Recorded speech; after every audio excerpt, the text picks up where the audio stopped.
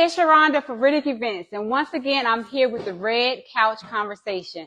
And tonight, I have my good friend, my sister, Miss Nikki Sproul. Hey, girl. Hey. How are you? Good. Sis, thank you so much for coming out and spending a little time with me, okay? Mm-hmm. But before we get started, I gotta represent. So I promised you guys that I had 3 topics coming up, and one of them was the HBCU. So let me just go ahead and represent.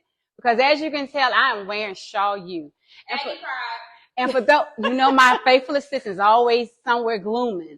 But so that you'll know, and I had to write a couple of notes because I want to make sure I get this thing right. But I also just wanted to make sure that everybody is getting this history lesson tonight. Shaw U is located in Raleigh, North Carolina, and it is the oldest HBCU in the South. But let me go ahead and give you a little history lesson because I want these people to know their roots. So when they get to this rah, rah, rah, you know the A&T Aggies and the North Carolina Central Eagles and a couple of others. We'll go ahead and disperse all of those comments. So in my research and in our history, we do know that the founder of North Carolina Central University and the first president of Elizabeth City University and North Carolina A&T University are all Shaw U graduates. So now that they're getting their history lesson, we don't compete. We don't get in the rah, rah, rah. All we're going to say is know your roots. In addition to that, just want to also say that A&T was housed on the Shaw U campus. So sometimes when y'all come by Raleigh, it's okay to come on home. All right. So, and in the audience, I have a couple of Shaw U graduates. So my Shaw U graduates, can you just give me a little Shaw U real quick? 1, 2, 3. All right. Now, of course, I got a North Carolina A&T Aggie over here. I also have a St. Augustine. What's y'all sign? I don't even know. Aggie Pride, the number 1 HBCU in the nation. Next week is G-Ho. Woo, woo. Okay. I'm not even worried about it. What you got to say? No, we're not going to disrespect. We're the Falcons. I attended and graduated from St. Augustine's University. Okay, congratulations. Yeah, I'm sorry, everybody couldn't get into Shaw. But anyway, so, but I just want to also acknowledge that, you know, I understand that you're a Tar Heel, so we're going to go ahead and UNC, Chapel Hill. We're going to give you that, but you know, y'all really can't. PWI. That's a whole different conversation for a different day, a different time, okay? So moving right along, we want to go ahead and have the conversation. So the topic today is remembering mama. And that's a heavy conversation. I'm going to say that. Just the topic alone is heavy, right? Yeah. So as you know, I lost my mom not too long ago. Mm-hmm. And what I know about you is that you too have had that journey when you lost your mom. Yep. And so how long has it been for you? It's been about, 11 years, Tony, maybe? 11 years. About 11, yeah. But it's still fresh. Oh, absolutely. Yeah. I'm here. I'm feeling it, right? Mm-hmm. So one of the things I wanted to talk to you about is the holidays are coming, you know, and with the holidays coming, you know, to me, that's a little different than the other times of the year. But, you know, that holiday thought pattern hits a little different. It does. So how do you prepare?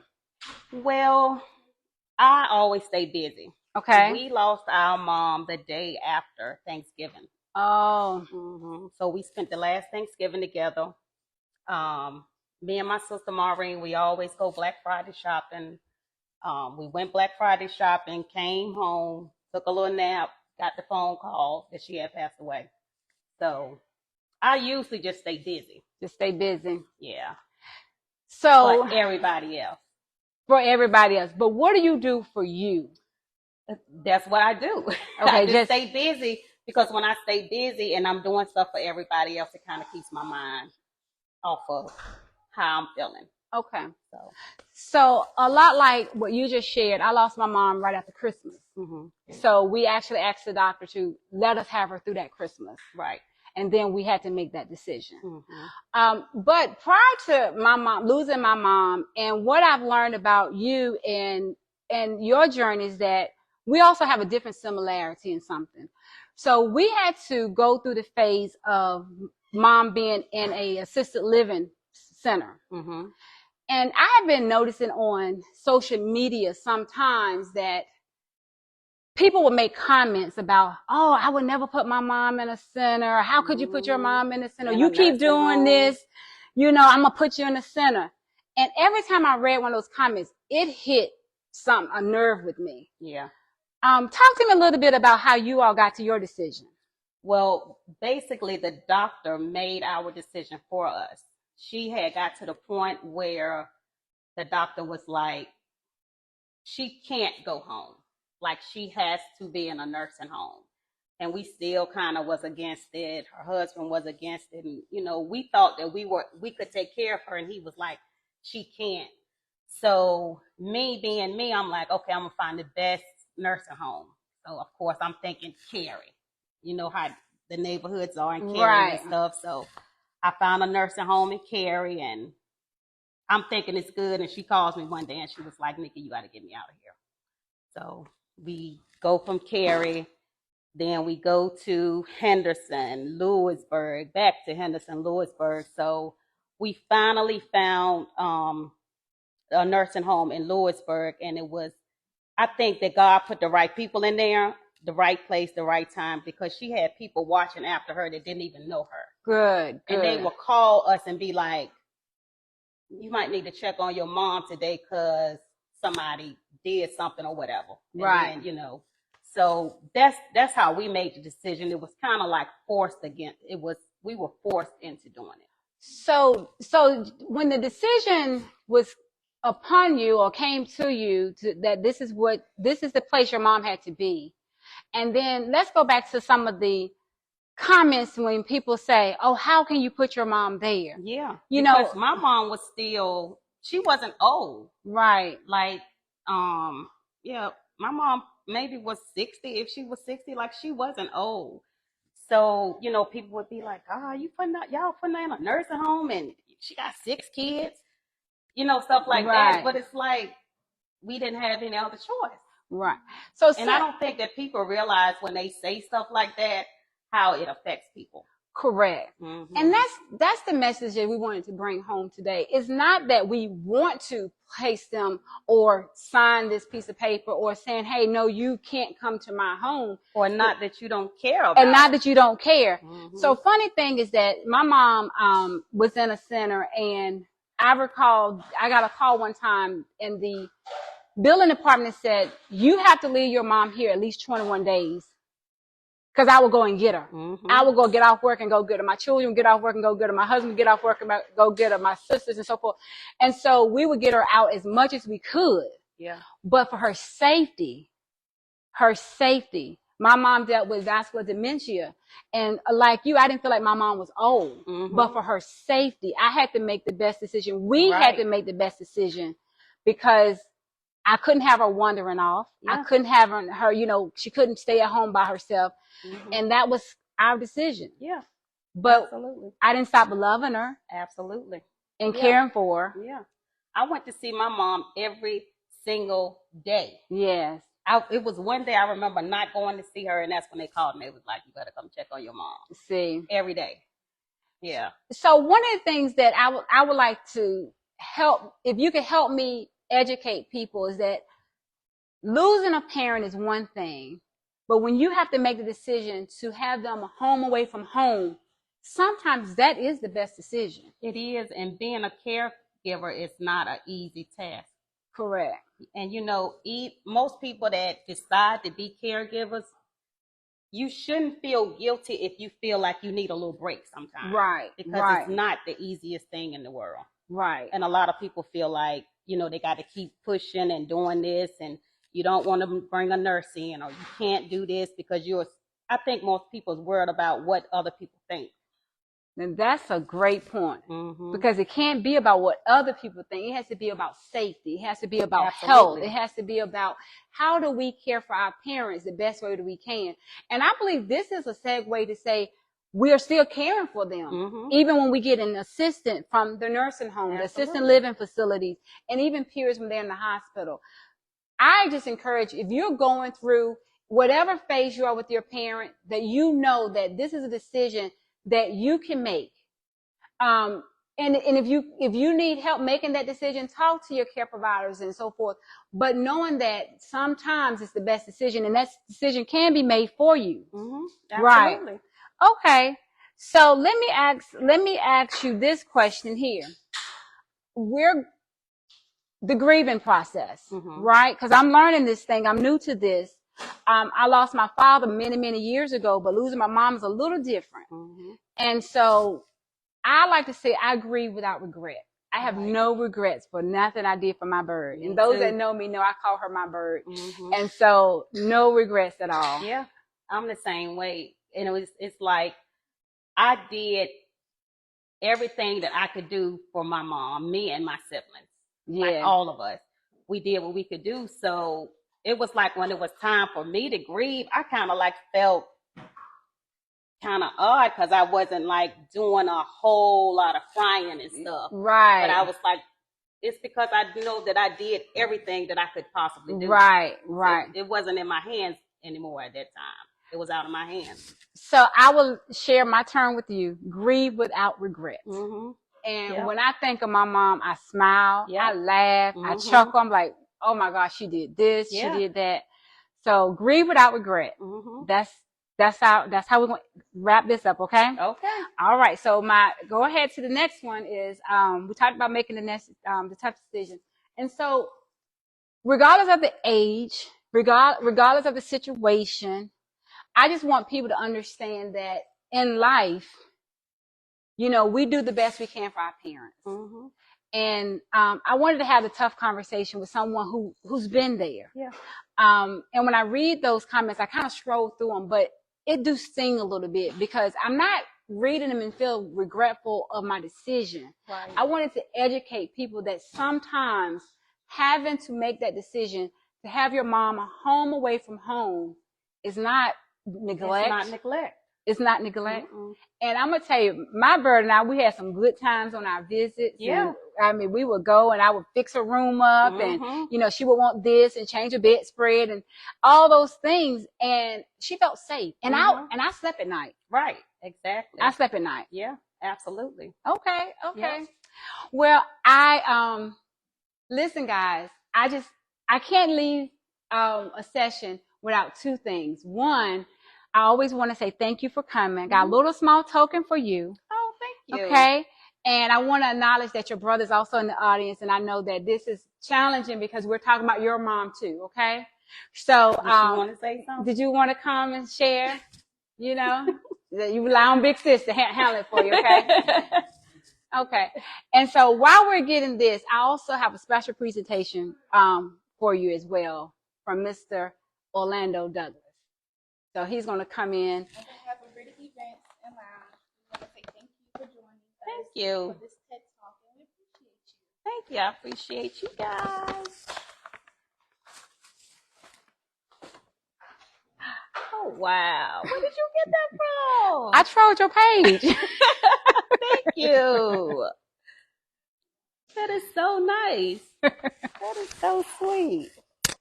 And I journal. And me too. One of the things I learned to do was to write when I have those moments and I think about her. And that's just a larger picture of that. And so I didn't know if you wanted to share, but I wanted to give you that. And it was a collage. I got it off your page. And it says, Mom, you are the most beautiful memory I keep locked inside my heart. Oh, that is so sweet. Thank you. You're so welcome. You're so welcome. So now he want to come see it. You want to see the picture here? I'm gonna have a pleasure having Minister Hargrove here with us, his beautiful bride. And so this is your mom. This is a collage picture. And I just wanted to be able to say, I know it's been hard. And as I go through this, y'all have been helpful. And, I see how you all have been able to stick together and keep the family together. And I know that's something that she would want you all to do. So, it actually brought us closer. Together. It's like, cause we would come together. We never fuss about who takes care of it. Yeah. We all meet together. We, spend time with each other, cracking jokes and laughing because she loved to crack jokes. Right. Yeah. Right. Yeah. Wow. And one of the things that, as when people going through and their mom is going through a transition and they're looking at this and we say, and I'm not excluding fathers at all. I'm not excluding fathers, but I'm saying, you know, even for moms. And my daughter-in-law's here, and I know she's lost her mom. And so, and as you go this, you know, my prayers are with everybody that has to say, my mom is no longer here. It's one of those things that, you know, it's not that we want to be in this place. I didn't sign up for it. You know, if I on my page, Facebook. You good? Okay. All right. So we have a special presentation for you guys, Mr. Minister Orlando Douglas. You want to sit there? That's fine. Okay. Mm-hmm. He's saying though. Mm-hmm. That's fine. Mm-hmm. That's fine. Me, that was no great gift. There was no one who cared for me better than her. When you go back to, that's why I went outside, because I questioned if I did everything right. But I realized that God made no mistakes. Yep. And God was at his best. Took her because he knew that she was tired and no longer needed here. That I had more living. Beautiful. So, Beautiful. like, Beautiful. That's no. I appreciate those words. Yeah. And as we process and we are having this tough conversation about mom, I encourage everybody to think about your mom. If she's here, go by and love on. That voice is so special. Someone told me that they actually started to record their mother's voice for when the times when she's not here. So that's something I wish I had done. And even she got a book, like a child's book, and had her mother read the book to her in her adult age. And so she kept the book. And so, you know, those are all good ideas. Yeah. And so whether you want to or not, take plenty of pictures, do videos. You know, I got videos. I took my mom to Chuck E. Cheese for her birthday one year. And I made her get the stamp. I said, because you're my kid, I can't lose you. And she was fussing with the people because she said she didn't need the stamp when she was an adult. I said, stamp my child. I need my child. Right. Because they become my children. Yeah, I become the parent. It's that role reversal. Yeah, but, you know, I took her, like I said, I took her to Chuck E. Cheese, and she thought she was at the casino winning them chips and getting those tickets. But listen, I appreciate you sharing with me. When I reached out to you, I said, listen, I know you know where I am, and I wanted you to share a little bit of your story. And thank you, brother, for joining in. Your mom, a funny story. She used to check on me and Eric. Like when we was patrolling, and I can say his name. We was working, and we was sitting in the car talking in the patrol car. We fell asleep, and then they was calling us on the radio. They can't find you now. They couldn't find us. Right. They couldn't find us. Look, they called us on the radio, and it was, I guess, getting weird. I guess Miss Hattie, she got wind of it. She came to the car, knocked on the window, woke us up. I mean, it's like 2 o'clock, 3 o'clock in the morning. That's what she would do, always on duty. Thank you for sharing. We had cell phones at the time. Right. Thank you for sharing that. Thank you for sharing that. I mean, and I appreciate that. And so it's a journey. I just want to expound on what he said about God's will, because when my mom died, like, I had so much peace, because it's like, you know, she's in a better place. She's not in pain anymore. And you just get this peace. Peace. It's like peace. Grieving without regret. Yes. Yeah, grieving without regret. It is a sense of peace. It is. It really is. And the thing about it is that you can go back in your mind and you think, did I miss something? Did I not do something? I did everything. Everything. I did everything. Yeah. I gave her everything. And I'm okay. Yeah. I'm okay. I'm okay. And for those that can't sit here and say they gave their mom everything, it's not too late. That's right. You still got time. You still have time. You still have time.